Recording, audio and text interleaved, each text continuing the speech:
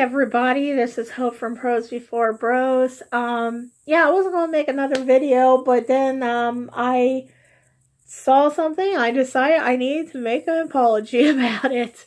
So first off, thank you so much for tuning in on another video here this evening. I appreciate all you guys and all the feedback you leave me, and I owe you an apology. So last week, just gonna jump into it. Last week I posted a video that was supposed to be a review of the book Devil in Ohio. And for whatever reason, Samsung, my stupid POS phone, decided that it was going to take a 33-minute video and cut it down to under 3 minutes and post that instead. Okay, it's my fault because I should have noticed, but I'm going to blame Samsung too in this. It's collectively our fault. So I happened to be looking at my YouTube feed and I saw that I had a video less than 3 minutes. I was kind of scratching my head like, what the hell was I talking about for 3 minutes? That doesn't even sound like something I'd waste time uploading. And sure enough, it was like the last 3 minutes of the full review that I did on Devil in Ohio. So I actually removed that video. I apologize for the confusion there. I need to get into a habit of checking those things out. I have kind of a phobia about watching my own videos. So I need to kind of shake that off and at least watch a couple minutes just to make sure that everything's in it. So yeah, my apologies. So this is a revamp because the video that I initially did for this is long gone. And I really wanted to talk about this book. So yeah, let's just jump into it. As long as I don't pass out. That wasn't funny, especially after Friday. So the book that we're going to be talking about is Devil in Ohio. It's by Daria Politan. If you guys remember, I talked briefly about the excitement that I had about this book back in, I want to say it was September. It was either September or October. It was during the Books by the Banks Book Expo here in Cincinnati. I was so excited about this book because, I mean, look at the cover. Cover is, excuse my language, fucking scary. Okay, it's terrifying looking, but it's like right up my alley. So I was super excited about that. I also was really intrigued because they said it was based off a true story, loosely based off a true story. At least that's how the author is claiming it. And Daria happens to be a producer on the Amazon TV series Jack Ryan. I always want to say Jake Ryan. I have to stop myself. Jack Ryan. That me and my husband have been kind of watching on and off throughout the season. So all those factors, I was really excited about this book. Unfortunately, I didn't get to meet her because she was away from her table when I came to purchase the book. So I didn't get a chance to meet her. But anyway, guys, remember I was talking about this book. I was so stoked about it. Can't wait to read it. Put it on my shelf. Was focusing on other books. A couple months later, I pick it up and I'm like, okay, I'm going to finally read this. It's a quick read. I'm going to get through it. Yeah. I wish I could say that the excitement that I had is still there. It really is. And I ended up rating this book 2 stars. So before we continue, I'm going to tell you that this review is going to have some spoilers in it. So if you are interested in reading this book, in the process of reading this book, and you don't want to hear any spoilers, I would recommend tuning out. That way I don't spoil anything for you. So the first thing, funny story, is I was getting ready to read this book and I was planning on taking it to work so I could read it during my breaks. And for whatever reason, I can't remember, I think my book sleeve was being used at the time with another book I didn't want to scratch up. So I didn't have a book sleeve at the time. So I was thinking to myself, well, I'll just take off the dust jacket, right? No big deal. Take off the dust jacket and just carry it into work and nobody's going to think nothing about it. So, okay, it looks a little foreboding because, you know, black cover and a big ass pentagram right in the middle of the book. So needless to say, I had to change my thought process there because I was halfway out the door when I saw it and I was like, shit, I can't take this into work because I have a bunch of Catholic people that work around me. And I don't want to be that person. I'm not ready to be that person at work. Um, so funny story there. That was a little side note, but let's go ahead and talk about this book here. So the book is a young adult thriller, and it follows the life of a young girl by the name of Jules Mathis. She's 15 years old. She lives in Ohio. No descriptor where she lives at, to be exact. Um, but she lives in Ohio with her father, her mother, and her two sisters. She's the middle of the two sisters. So she has a younger sister by the name of Danny. She has an older sister by the name of Helen. If you guys remember hearing the term middle child syndrome, or if you remember watching the Brady Bunch and Jan always having issues of one thing or another, Jules is that. She's the Jan Brady, essentially, of the family. But she doesn't seem too upset about it. She gets frustrated at times, naturally. But she kind of keeps to her own. So she likes photography. She throws herself into doing photography on the side. She's like a normal teenager. She has a crush that is the editor-in-chief of the high school newspaper.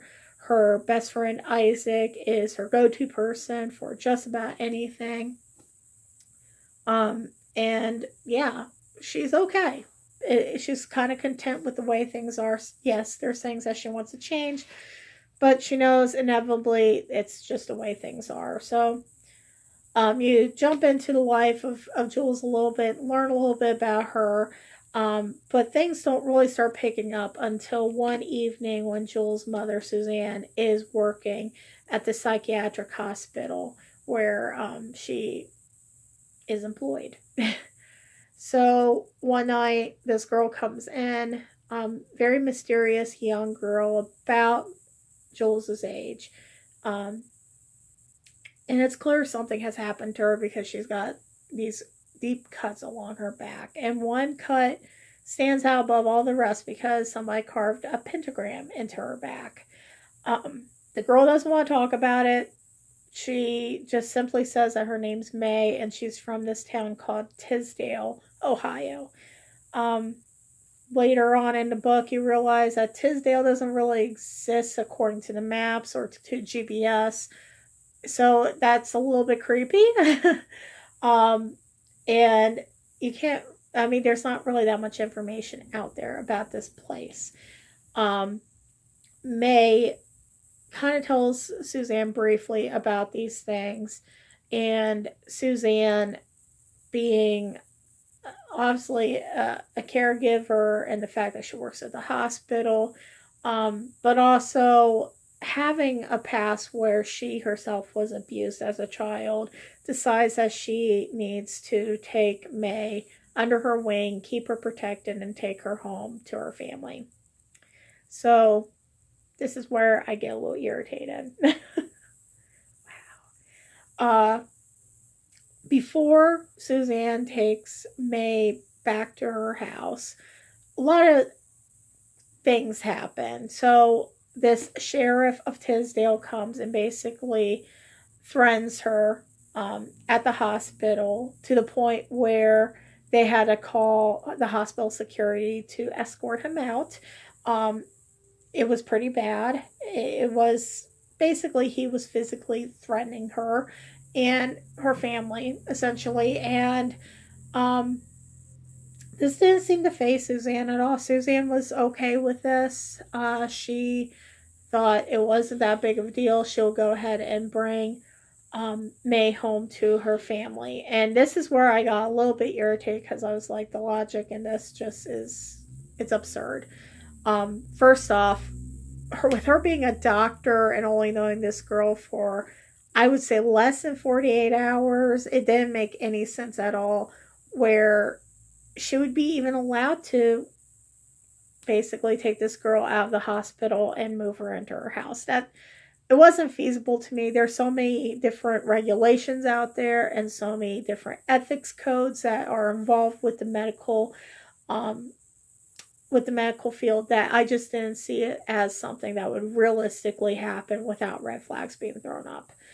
In addition, I thought as a mother herself, I understand the need to keep people safe, that you love your patients, um, well, not love them, but you're supposed to protect them essentially. I get that, I really do, but it shouldn't be something that you take and put your own family at risk.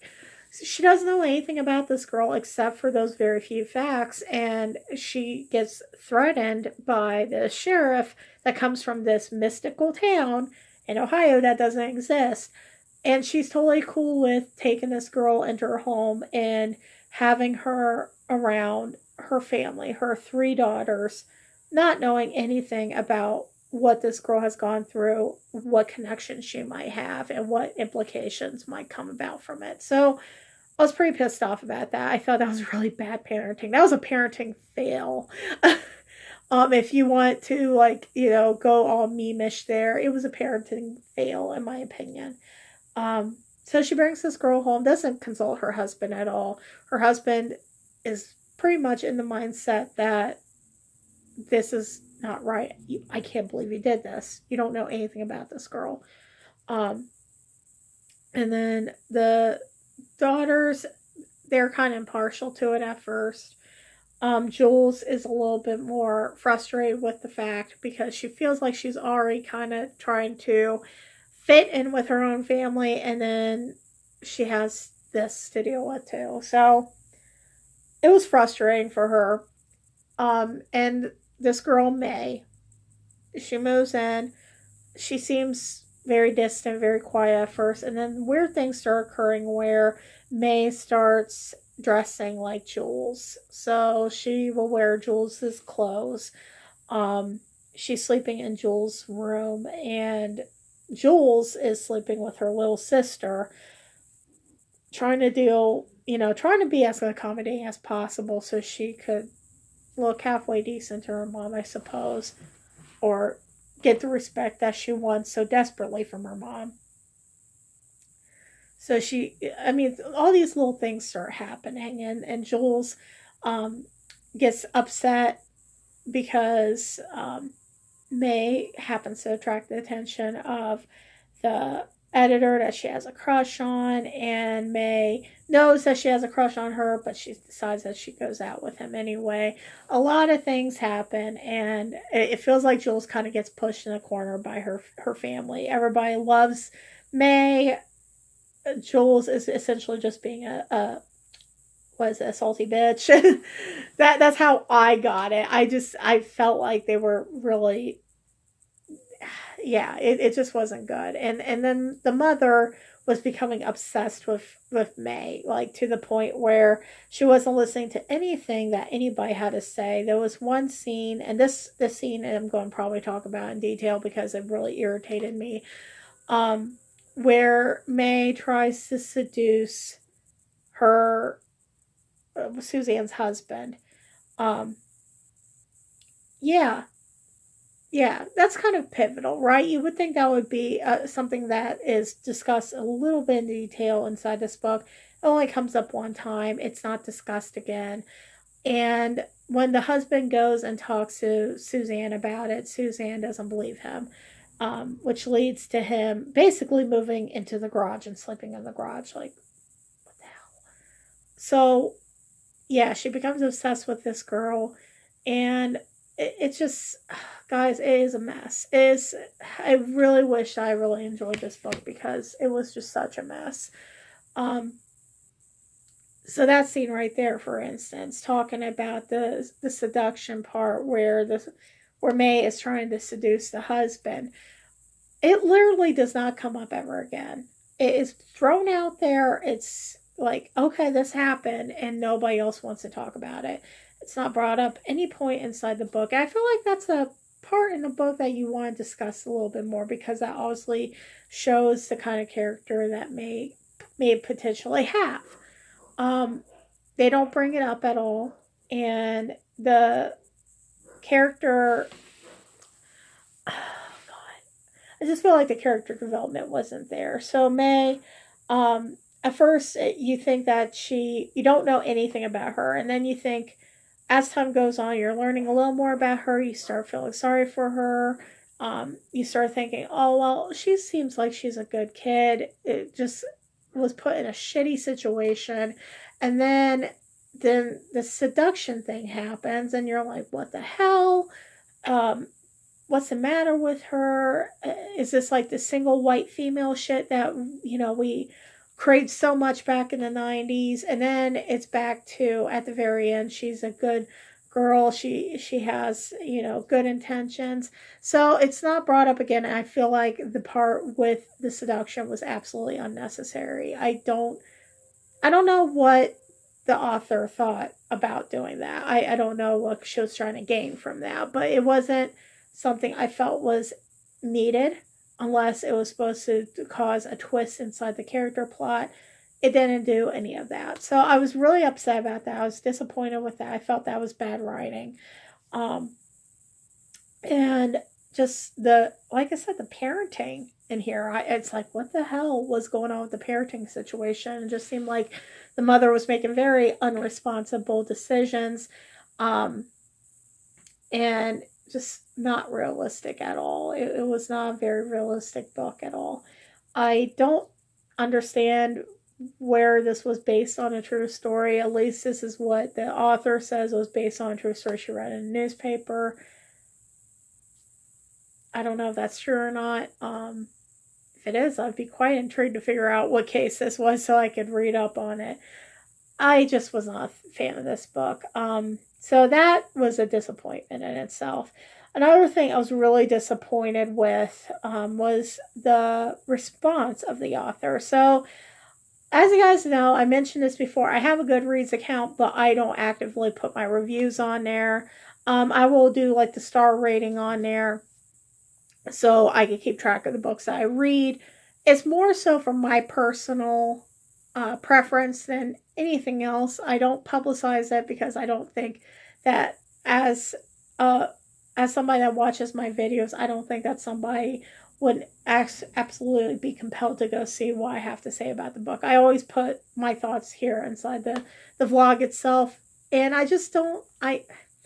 Goodreads was good at the very beginning. Haha. See the pun there? It was a good idea. It was a good concept at the very beginning when it was started, but I think it's kind of become a battlefield of sorts, because a lot of authors will go on there to read what people are saying about their books, and some authors don't have boundaries.